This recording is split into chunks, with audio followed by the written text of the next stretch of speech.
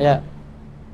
Rena, apa terkait isu yang kemarin yang di Fluid seperti apa sih kronologinya? Fluid mana? Dipik Nggak ada pik kisruh.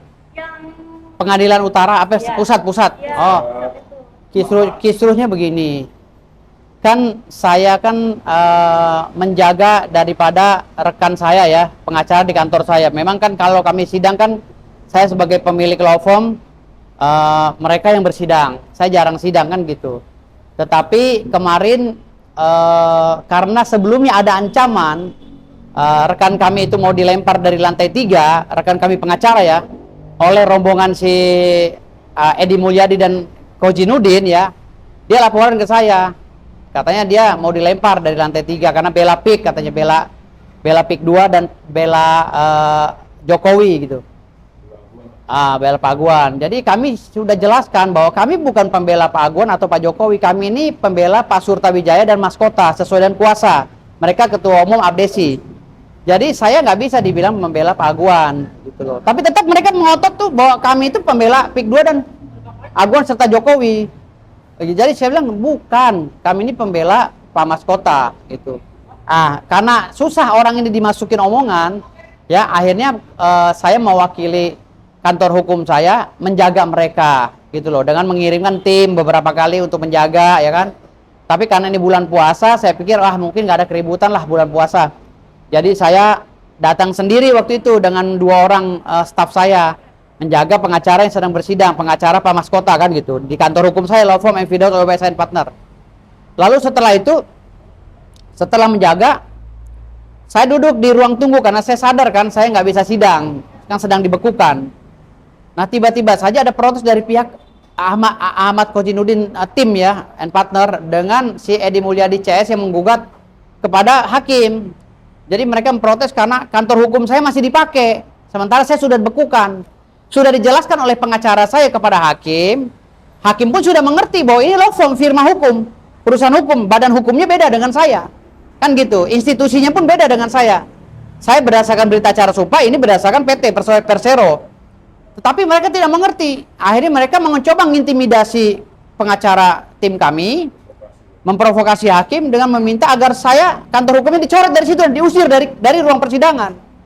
Mereka bilang, usir itu Firdaus dengan pengacara-pengacara. Loh, apa urusannya diusir? Saya duduknya di ruang tunggu. Ya kan? Yang sidang itu pengacara yang mempunyai berita acara sumpah walaupun dia berkantor di kantor saya. Apa salahnya, saya bilang. Lalu mereka nggak bisa, pokoknya usir. Firdaus sudah nggak bisa masuk ruang persidangan lagi begini. Wah, saya langsung tunjuk dia, oh kamu. Langsung. Nah, terjadilah keributan itu. Karena setelah saya tunjuk itu, mereka bilang, kamu pemakan uang koruptor, kamu penjilat pantat Pak Aguan, kamu ini PKI, kamu pendukung Jokowi, kamu tahu Jokowi koruptor dan lain-lain. Apa urusan sama Jokowi? Saya bilang, nggak ada urusan Pak Jokowi. Langsung, kalian dari dulu tuh menghina Pak Jokowi terus, nggak berterima kasih pada Pak Jokowi. Saya bilang, wah makin marah mereka. Apa perlu ribut lah, datanglah cewek-cewek itu nunjuk-nunjuk saya. Tadinya saya ributnya sama laki-laki yang pengacara di depan itu, saudara Juju dan kawan-kawan. Tapi cewek-cewek ini ikut-ikutan dari belakang saya nih, jambak-jambak saya gitu. Tapi saya nggak tanggepin kalau cewek, yang laki-laki aja yang saya tunjuk-tunjuk itu. Jadi ada beberapa laki-laki saya tunjuk-tunjuk semua gitu.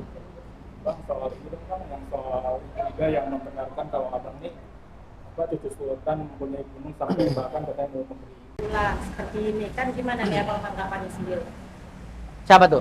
Ya maksudnya netizen kan, abang kan dibukati sebelumnya kan di. Oh itu nggak berulah. Saya menjaga harkat martabat seorang mantan presiden, yaitu Pak Jokowi, yang telah dibully oleh mereka, yang telah dihina oleh mereka, ya, yang telah dicaci oleh mereka tanpa sebab.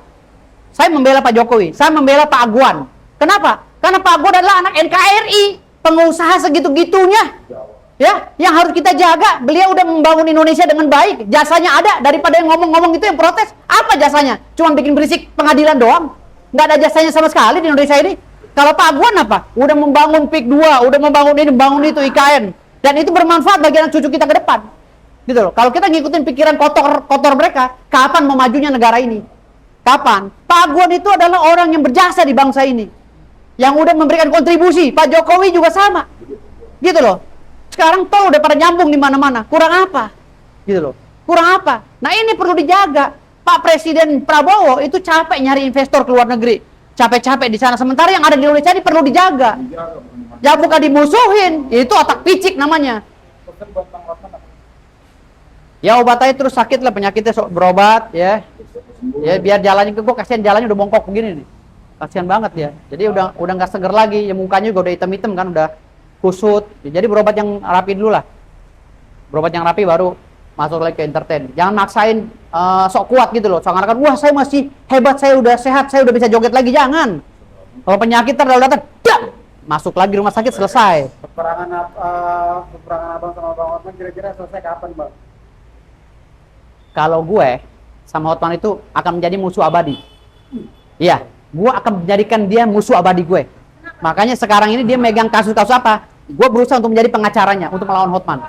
Kantor hukum gue, Jadikan Bang Hotman oh enggak, gue mau nunjukin bahwa dia yang menyepelekan gue selama ini.